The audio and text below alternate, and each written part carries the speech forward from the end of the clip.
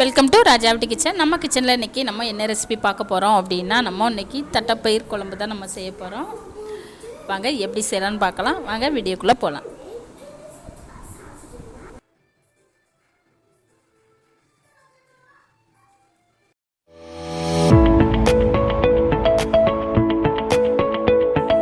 நம்ம தட்டைப்பயிர் குழம்பு செய்கிறதுக்கு நம்ம ஃபஸ்ட்டாக நம்ம தட்டைப்பயிர் வறுத்து எடுத்துக்கலாம்.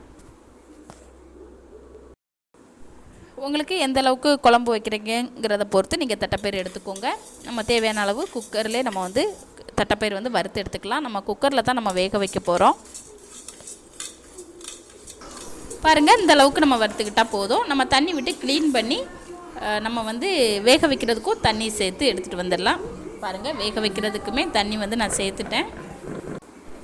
தண்ணியோட அளவு நம்ம அந்த தட்டைப்பயிரெல்லாம் மூழ்கிற அளவுக்கு அதை விட கொஞ்சம் அதிகமாக நம்ம தண்ணி வச்சுக்கணும். அடுத்ததாக நம்ம மூடி போட்டு 2 விசில் ஸ்டவ் ஆஃப் பண்ணிக்கலாம். நமக்கு தட்டைப்பயிர் நல்லா வெந்து வந்துடும். அடுத்ததாக ஸ்டவ் ஆன் பண்ணி கடாய் எடுத்து வச்சுக்கலாம். நமக்கு கடாய் சூடாயிடுச்சு. நம்ம ஆயில் சேர்த்துக்கலாம்.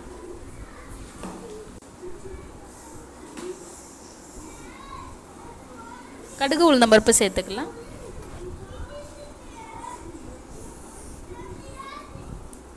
அரை டீஸ்பூன் அளவுக்கு சீரகம் சேர்த்துக்கலாம். கொஞ்சமாக கருவேப்பிலை சேர்த்துக்கலாம். 10 பூண்டு பல் நான் தோல் நீக்கிட்டு எடுத்து வச்சுருக்கிறேன். நம்ம ஒன்றா சேர்த்துக்கலாம்.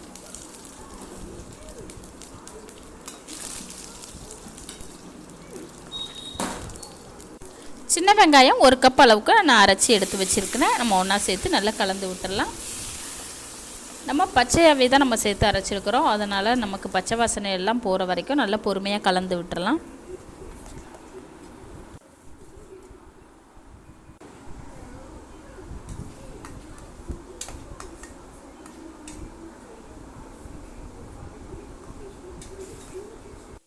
வெங்காயத்தில் இருக்கிற பச்சை வாசனை எல்லாம் நமக்கு போயிடுச்சு. இந்த டைமில் மசாலா பொடி சேர்த்துக்கலாம். ஒரு சின்ன டீஸ்பூன் அளவுக்கு 1 டீஸ்பூன் அளவு மஞ்சள் தூள், 1 டேபிள் ஸ்பூன் அளவுக்கு வரமிளகாத்தூள் சேர்த்துட்டு நல்லா பொறுமையாக கலந்து விட்டுடலாம்.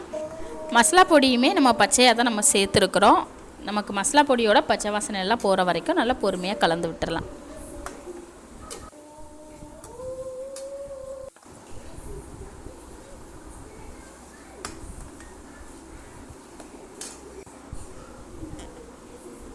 அடுத்ததாக நம்ம மல்லித்தூள் சேர்த்துக்கலாம். ஒரு 2 டேபிள் ஸ்பூன் அளவுக்கு மல்லித்தூள் சேர்த்துட்டு நல்லா பொறுமையாக கலந்து விட்டுடலாம்.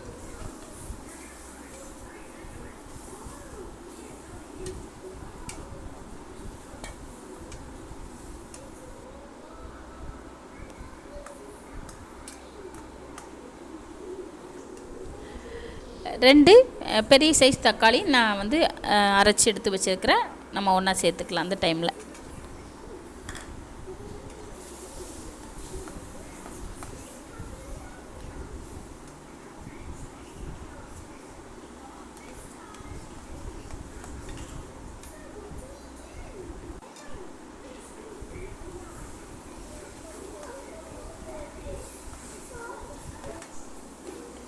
பாருங்கள், அந்த தக்காளியில் இருக்கிற அந்த ஈரப்பதம் எல்லாம் போய் நமக்கு நல்ல எண்ணெய் பிரிஞ்சு வர ஆரம்பிச்சு.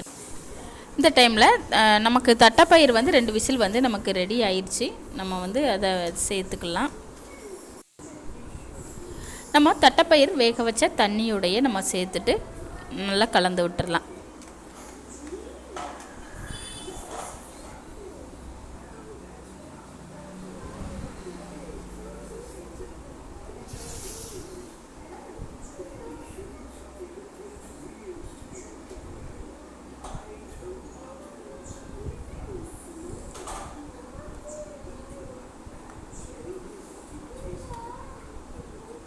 நல்லா கலந்து விட்டுடலாம்.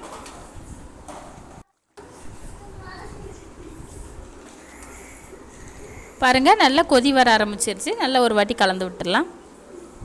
ஒரு லெமன் சைஸ் அளவுக்கு நான் புளி நான் தண்ணியில் ஊற வச்சு நான் கரைச்சி எடுத்து வச்சுருக்கிறேன். நம்ம புளி தண்ணியை இந்த டைமில் சேர்த்துக்கலாம்.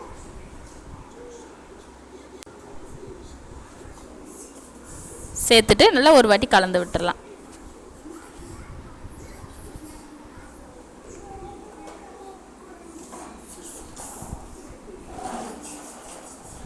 ஒரு டேபிள் ஸ்பூன் அளவுக்கு கல் உப்பு சேர்த்துக்கலாம்.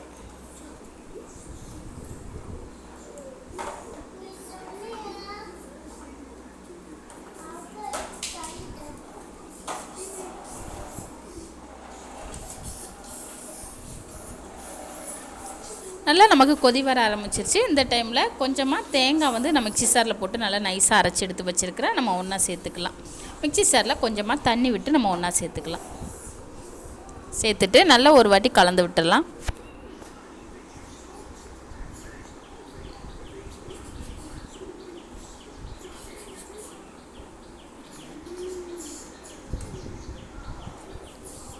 அவ்வளோதாங்க. நல்ல கொதி வந்து நமக்கு எண்ணெய் பிரிஞ்சு வந்து குழம்பும் கொஞ்சம் திக்காக வந்ததும் நம்ம ஸ்டவ் ஆஃப் பண்ணிக்கலாம். பாருங்கள், நல்லா கொதி வர ஆரம்பிச்சிருச்சு. நல்லா ஒரு வாட்டி கலந்து விட்டுடலாம். பாருங்கள், குழம்பு நமக்கு நல்லா திக்காகவும் வந்து எண்ணெய் பிரிஞ்சு வந்துடுச்சு. இந்த டைமில் கொஞ்சமாக மல்லி இலை சேர்த்துக்கலாம்.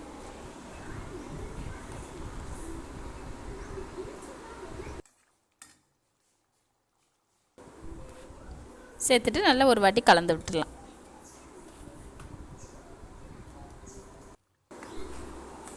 அவ்வளோதாங்க. சூப்பரான டேஸ்டியான ஹெல்த்தியான நமக்கு தட்டைப்பயிர் குழம்பு சூப்பராக ரெடி ஆயிடுச்சு. இதே போல் நீங்களும் ட்ரை பண்ணி பாருங்கள். இந்த ரெசிபி உங்களுக்கு பிடிச்சிருச்சுன்னா நம்ம ராஜாவட்டி கிச்சன் சேனலை சப்ஸ்கிரைப் பண்ணுங்கள், லைக் பண்ணுங்கள், பெல் பட்டனை ப்ளஸ் பண்ணுங்கள். அப்போ தான் நான் போடுற வீடியோ ஒன்றுக்கொன்னா உங்களுக்கு வந்து சேரும். அவ்வளோதாங்க. நீங்களும் இது போல் தட்டைப்பயிர் குழம்பு செஞ்சு சாப்பிட்டு பார்த்துட்டு எனக்கு கமெண்ட்டை சொல்லுங்கள். நன்றி, வணக்கம்.